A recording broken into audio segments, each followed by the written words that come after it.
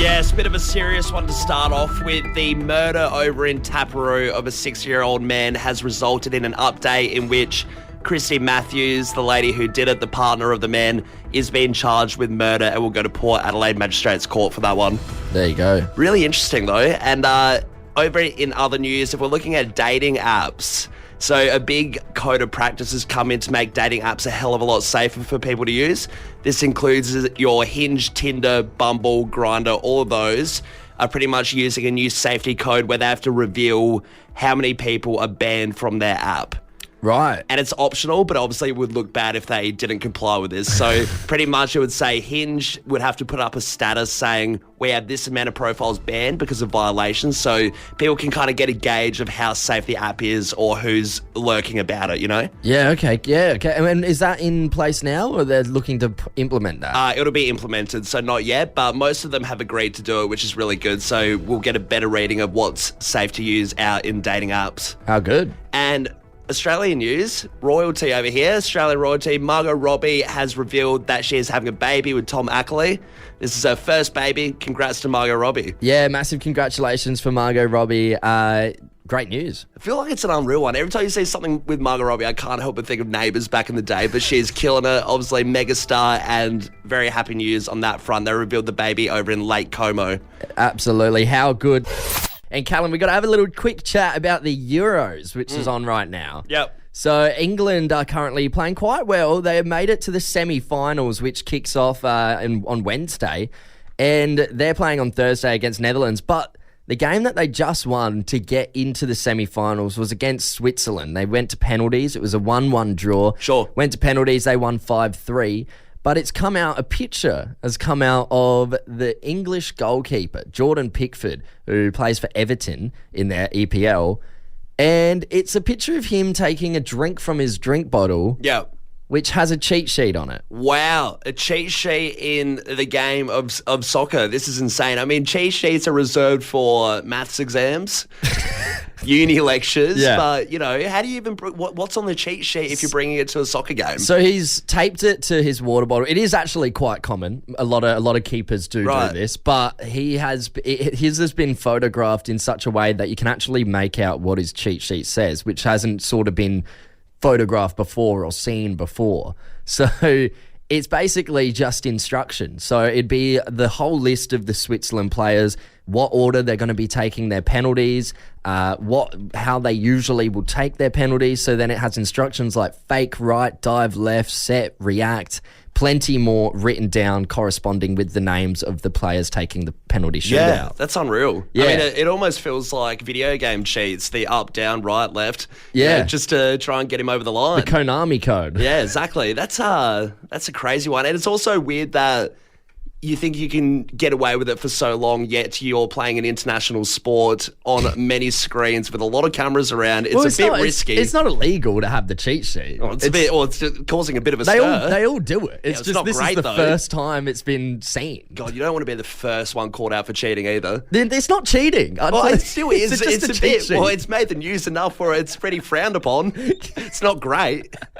He looks like a little bit of a scumbag. Look, we I guess he's been caught to a degree. Yeah. Let's take it to the Fresh fam. Did you get caught cheating? I love the image of this guy. You know, everyone's thinking he really likes that Frank Green water bottle. He's really giving it a good inspection. But he's got like the biggest one, so he can have the largest cheat sheet. Yeah, guy's got dyslexia. He needs a big writing space on that bottle.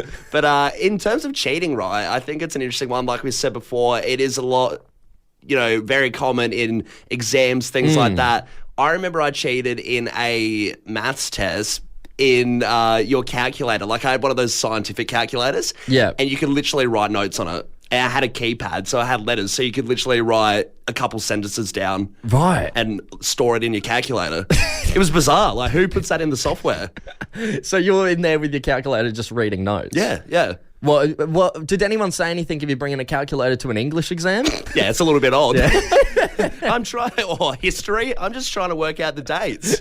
But yeah, it would be a little bit odd to do that, but it was a software thing that a lot of people got around. We got this text here, brought my phone into a high school exam. They got everyone to chuck it in a box at the start. I never did, so I could go to the bathroom and look up everything.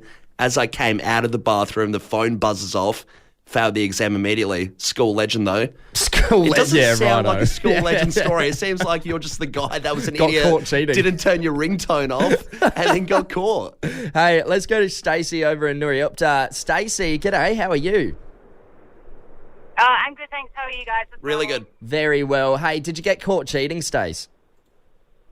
I can't remember if we actually got caught in the end, but we used to have these timetable sheets that we would have to, have a set time to say them in front of the teacher. Yeah. But prior to that, we would write the answers in lead pencil, erase it, and then we would be able to see in certain light the answers. So we would just absolutely cane our timetables. Wow, okay. Sherlock Holmes over here. It seems Jeez. like, Stacey, was it a hard one to find the right light? Would the teacher ever be a bit suspicious if you're, can I just move to the left here a little bit? Yeah. You're just pacing around? Can I have the window seat? Oh, no, it was all right. They were small enough to fit in the palm of your hand. So it was only say one set of 6 timetables, and you'd hold your hands behind it. And if you wrote hard enough, you'd be able to see the answers. Wow, clever. That is the most clever way of cheating I've ever heard. Any kids listening, take that trick to school. Oh, please don't. Nah, good on you, Stacey. Thanks for getting involved. Hey, Josh in Para Hills, did you get caught cheating? What happened? Well, this is 30 years in the making, guys. Right. I'm coming clean. Okay. Oh, so Time you haven't zone. been caught. So we got a full confession on here, live radio. Yeah, this could be in the news. This is how big this is. Oh, All So, right, wow. all right, let's hear it. Time Zone Hindley Street had a big promotion back in '95. I'm showing my age, but Mortal Kombat 3 came out, Yeah. and they had this big, massive tournament, elimination, and I bought the magazine the week before, and I put in a cheat code to disable blocks on the other team, Right. and I took the whole thing. I won. You won it. What did you win? Yep. Was it a prize? It was was a a- big prize or? It was a year pass, like free games for a whole year, and it was a Pizza Hut voucher. Josh. Josh, how did you manage to put the cheat code in without anyone, realising that what you were doing? Just fast hands, mate. You wouldn't even be able to see it. Joshy Fast Hands. Nickname on the streets. I feel like if your job, Tom, is to make up laws and you work for the council, things like that, you might get a little bit bored and start really fishing for, new laws you can put into place. Right, like kind of just seeing what you can get away with. Sure, trying to be, I guess, the mayor of the city and, dominate with all these weird rules. And that's exactly what's happened in Marbella in Spain. This coastal, really nice, picturesque, what you see in the postcards kind of city in Spain. Okay. And they've got this new rule, which is bizarre, and it's taken the world by storm. Everyone's talking about it because it is so ridiculous. They are trying to enforce a law in which you will be fined if you pee in the ocean. So if you go in there and you pee in the ocean, you will get fined. How do they plan on policing this? Are they going to put the thing in the ocean that when you pee it goes blue? Yeah. Like a pool. Yeah, just a helicopter drops them in, just swarms in and drops a bunch of it in groups of people, see who's peeing. Gotcha. Because it is such a funny thing. How would you be able to really tell? It's insane. And the fine is crazy, though. It'd be like parking inspectors, but they got, pee inspectors. Yeah, they just just on- have to walk up to people and see if the water's going warm. Worst job in the world. Not allowed to wear a wetsuit. Be alright on a cold day. Yeah. During the winter months. But the fine actually, so if you do happen to, however, get caught peeing in the ocean in Marbella, if you do it one time, if you get caught once, 1,200 Australian dollars. $1,200. $1,200. So you You're don't want to get kidding. caught. Yeah. Well, it's probably the tax fee for having these people going around on jet skis seeing who's paying all the time. There's a lot of money in that. But if you get caught twice, I was going to say, what do you mean first time? So there's a first time peeing incident, which is $1,200. then there's worse repercussions. So if you do it twice, if you are a copycat or return to the scene of the crime and pee again, 2,000 Australian dollars. $2,000. Imagine that. Imagine for some reason Public urination isn't that much. going with your mates to Spain for a lads trip, and then one of you pees in the ocean, and all of a sudden you can't afford a hostel because you have to fork out $2,000. It would 100% be a dare. Yeah, 100%. But the really funny thing is that they acknowledge they probably won't be able to see who's peeing in the ocean. So the rule is more for, they said, people who are standing up on the foreshore, like on the sand, and peeing into the water. That's when you'll get in trouble. Right. What about kids? What animal is doing that? What guy is standing on the sand and pisses into the ocean? It's insane. I mean, and kids, like, can you fine a kid? Well, yeah, you can. You can in They Spain. can't escape. Over the weekend, we got into a heated debate. Yeah, it ticked off pretty quickly. I wouldn't say there was much leg room for it being a relaxed conversation where it really got people off-sided. Oh, really did. So this Instagram page titled "Shit You Should Care About." Yep. Posted this. Oh, obviously, only the most groundbreaking news comes from this Instagram page. I like that they're telling us how to feel straight off the bat. This is the important stuff. I can only assume it's very credible as a news source. They posted something to do with the hairdressers. This, I guess, conversation point. Yeah. Which says, when a hairdresser is washing your hair, do you have your eyes open or closed? Right. Yep. Now, the normal thing to think, what I would have thought, is closed. Yeah, okay. Because I don't want soap or water getting in my eyes. Also, what's the point of having, I don't open my eyes in the shower either while I'm washing my hair. I have them closed for that exact reason. But someone said, no, if you have them closed, then it looks like you're enjoying it maybe a bit too much. So this is where it goes a little bit insane. When the conversation came about with, a few people we were talking to with this, and they said, yes, it looks a little bit intimate all of a sudden if you close your eyes. We thought, that's insane. That is insane. Surely there's not a relationship that's just blossomed between you and the hairdresser as soon as you close your eyes and you're getting off to it. I'm not making, any grunts or moans as they massage my scalp. Twiddling your toes at the end. Never wear thongs to the hairdresser. Pointed feet. They'll see your pointed hooves at the end of the bed. But yeah, I open up my eyes when I do it if I'm chatting to the hairdresser as they're washing my hair. If we're having a conversation, I'll look. But generally, I'll close my eyes and think not much of it. I'll just chat to them with my eyes shut, though, still. I think, trying to maintain eye contact while they're spraying your head with water is insane. How's work been, Tom? Oh, God, he's enjoying it too much again. Do you have your eyes open or shut as the hairdresser's washing your hair? We are getting plenty of people on the text line, though. Somebody's texted in here saying, not weird to close your eyes. Do people keep eyes open when getting a massage? I think not. Yeah, well, it depends where you're facing as well, though. Because in a massage, you're usually, looking at the ground. So it doesn't really matter what you do with your eyes. And if it's a really painful massage, my eyes are usually open because I'm stressed. Nah, mine are always shut. Always shut? Yeah. All right. Well, that's another interesting debate for tomorrow. We've just ousted ourselves as boys who get plenty of massages. New segment for tomorrow. Do you keep your eyes open during a massage? I'm always at Endota Spa. Yeah, I've got really good experience. This one here, eyes closed for sure. It's pretty weird, in my opinion, to have them open. Okay, there you go. There you go. Definitely eyes closed. I've had them open before, and they had to stop washing my hair because I got shampoo in my eye. Yes, you could get a bit of shrapnel in the eye. Yeah, some shampoo. That's exactly why I think you need to have your eyes closed. They've also doubled up saying, also, aren't you boys going to the barbers to get your hair done anyway? They don't even wash your hair. I don't know why you make the assumption about our hair routines. Yeah. That we go to the barbers, Never been to the barber in my life. Hey, let's go to Max over in Mount Barker. G'day, Max. How are you? Yeah, good, mate. Yourself? Really good. Now, Max, tell us, do you keep your eyes open or are they shut when you're at the hairdressers? To be honest, man, I keep my eyes closed. Yeah. I've watched Don't Mess with Zohan too many times, and I feel like keeping that eye contact like the old ladies in the chairs while he's washing their hair just seems a little bit more sensual. Right, so you think it's more sensual to have the eyes open? Oh, hell yeah. They're leaning over you, washing your hair. You get like a glimpse of them, and yeah, Making eye just contact. sort of locking eyes while they're playing with your hair, yeah. Max, have you ever tried to hold eye contact? Have you ever had the eyes open as you're getting your hair washed?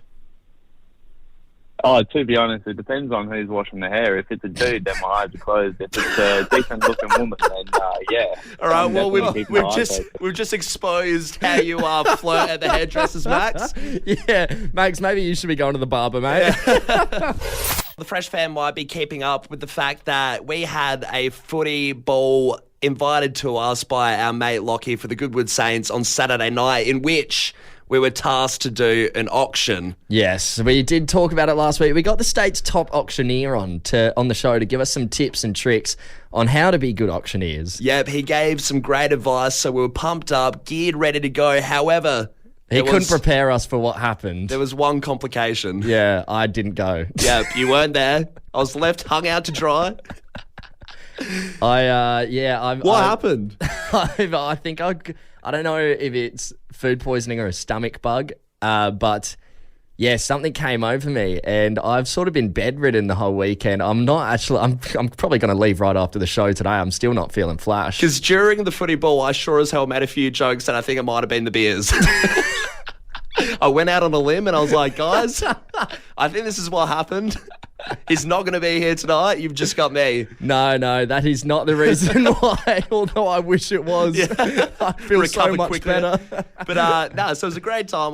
Did it go well? It went really well, apart from one quite funny hiccup. So it got to the point where throughout the night, doing a bunch of the raffle tickets, a few of the awards and stuff, our mate Lockie, who invited us, he rocked up and he was already a little bit seedy, right? And I said to him, look... Yeah, I did get a message from him at about midday that day saying, hey, I've invited you and Callum to a pre-party. Yeah.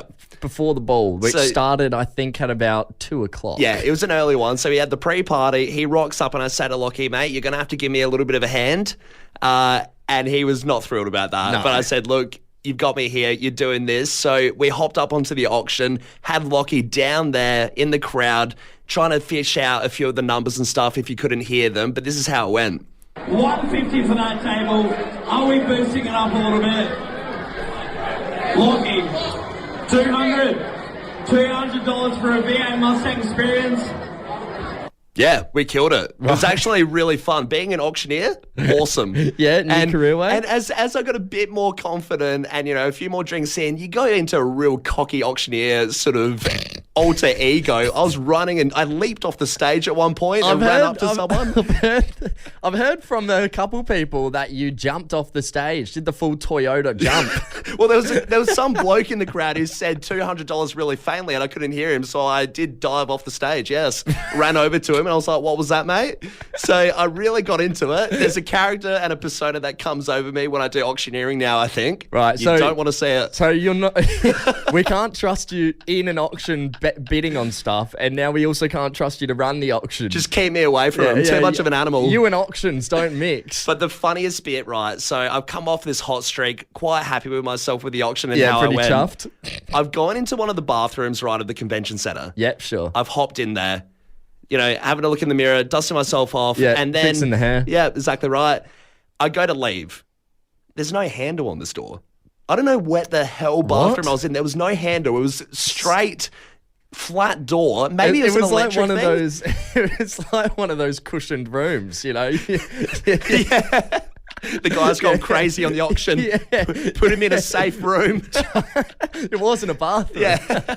So what? It's just all flat. You've got a toilet, a sink, and that's it. I have no idea how to get out of this room, right? So I'm in there for a good 5 minutes. The MC has just gone off, ducked to the toilet, and been lost for ages. You're trapped in the toilet. How long do you reckon you were trapped in the toilet? A solid 5-10 minutes, right? Right. And then eventually, were you starting to be like, oh my God, I'm going to need to get back on stage soon? Or exactly did you think right. things would run kind of smoothly without you? No, because I was getting, I've been told I'd need to get back on stage, all of this stuff, do a bit more talking. Yeah. Eventually, I rip open the door hinge at the top and open that up. Right. A lot of lack of grace coming from the person who was so confident on stage as the auctioneer. But then I run out and then I get informed, because I've been missing for so long, a rumour has started around the footy ball that I've been kicked out.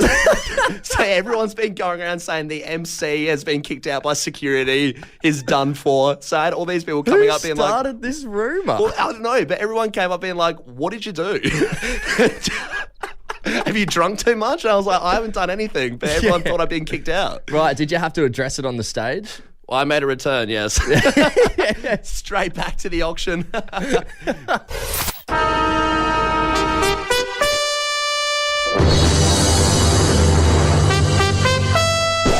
the pride of South Australia, and we're known as the Adelaide Crow. We are Geelong, the greatest team of all. The West, red, white, and blue. We're from Tigerland. Fresh footy tipping on Fresh 92.7, sponsored by Thirsty Camel. That's it, Callum. The footy tipping is here. It is the end of round 17. Can you believe how quick this year's going? Massive. We are flying through it. And I have to say, this round had a few twists and turns I didn't expect either. Yeah, absolutely. A lot of upsets. Starting off with North Melbourne beating the Suns, their second win of the season. And it sees them move up to 17th spot. Currently now, Richmond are bottom of the ladder. Yeah, you know what? That's insane as well, Richmond down there that far. But, I mean, I tipped Gold Coast Suns. However, seeing North Melbourne win, it does warm your heart a little bit. You are rooting for them. Yeah, 100%. I'm quite glad to see that they're off the bottom of the ladder. Good on to those guys. Absolutely. Next game we'll have a look at is Port Adelaide beating Western Bulldogs 102 to 54. Unreal. They won by 48 points. It was just all Port all day. Bulldogs didn't even look a chance. This was a smasher. Like you said, yeah, I mean, they were up ahead from the very start. There wasn't any sign of Bulldogs coming back, and I reckon they lost faith a little bit. Yeah, absolutely. I mean, as you would. Great game for Port Adelaide, really putting an end to that speculation, and it's good for Ken as well. Oh, I mean, Ken would be over the moon, right? Ken would be like, thank God. Can put his feet up for one weekend. And then turning to the last game, we'll have a deep dive on Brisbane Lions taking on the Adelaide Crows at the Gabba. Brisbane got up by 11 points, 97 to 86. Slow start to Adelaide, saw them come back, sort of fight back a little bit towards the end, but at the end of the day, just wasn't good enough for the likes of people like Lachie Neale. Hey, you know who could be on track for a third Brownlow just quietly. Yeah. Hey, that's your hot tip? That's my hot tip. Put your money on. What about Sydney Gamble Swans? responsibly. Obviously. Sydney Swans versus St Kilda as well. Yeah, another upset. St Kilda have worked out how to shut down Sydney. They won by 2 points. I mean, they were leading by 30. Eventually, Sydney did get a groove back. But yeah, 2 point loss in the end. Unreal. And you can expect Sydney to have a few, clumsy days or whatever, but they've been so good lately. But against St Kilda, bit of a shocker. Yeah, absolutely. Hey, looking at the tips, let's see how we're going. First of all, Kale and Mags. They were sitting in 389th on 77 points. They've moved up to 367th on 82 points. So good on them. They're doing well. Taylor, for your workday, she was 348. She has also moved down to 332 from 80 points to 85. And we have gone a little bit down. A little bit down? 326 to 324th spot on 85 points. We didn't have a great round, mate, I won't lie. Not even worried. No. Not worried any round. We'll claw back. Somehow it'll happen. Yeah, look, we're not going to win this thing, and that's exactly what you want to do, because if you do win our Fresh 92.7 footy tipping competition, thanks to the legends at Thirsty Camel, you can win yourself $1,000 for your grand final party. All thanks to Thirsty Camel for unseriously good deals this footy season. Shop online or drive through your local Camel. Hey, absolutely huge prize. Should we have a look at the rankings where everyone else is sitting? Who's at the top spot to take this money? No. First spot is currently a 3-way tie. We have just cracked over into the hundreds. On 101 points, we've got Geelong 03 or Kyle H, Brad 163, Bradley, and Zach Buck or Bucks, all tied for first place on 101 points. And then Kelly R, yes, KR, she is in fourth spot on 100, and then fifth is Pug Power, Darren H on 99. You know what? Anyone's game right now. It really is. It's tight competition. Even if you're in the top 10, having a look, it's 98 points to the top spot of 101. So everyone have a crack, hop on it, and that $1,000 could be yours. All it takes is one good or one bad round to really get up there. Yeah, 100%. I mean that could happen. It could be us. Could be us. It could be us. It's not out of possibility. We just have to nail every tip from now on. That's your round 17 of AFL wrapped up. Got to have a chat about the SAGA music festival. Yeah, okay. So I said before, this is a bit of a notorious one, notoriously bad. Almost that Fire Festival kind of doesn't have the funds, goes a little bit shonky sometimes. There is a bit of fire about it, actually. I was reading through some comments on Reddit about this because a certain artist has blown up at the festival. We'll get to that in just a moment. But a bit of background on this festival.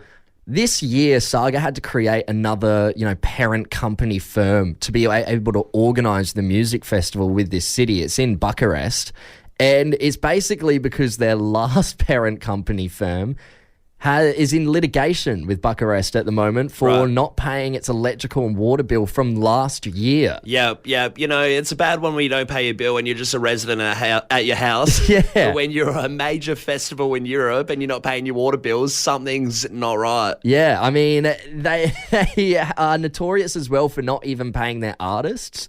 A lot of people just don't ever get paid by SAGA Music Festival. So getting paid with a suitcase full of jewels. Not actual money, no pay slip. So a fresh favourite DJ just, I guess, hit the end of his tether. You might know him, Hardwell. Huge DJ. Massive DJ. Play a lot of him here on the station on Fresh 92.7. We love Hardwell. And he's reached the end of his tether with SAGA. And he had an absolute blow-up moment where his decks just sort of stopped working. He's thrown his headphones off really angrily, walked off the stage, and then thought, no, I can't end it like this. Comes back out with a microphone and addresses the crowd as to what's happened. Here's some audio. This festival didn't pay me any money to be here tonight, but I'm still here. And the equipment, everything is nothing is working. Nothing is working. It's not here. Thank you guys for being here. I'm festival.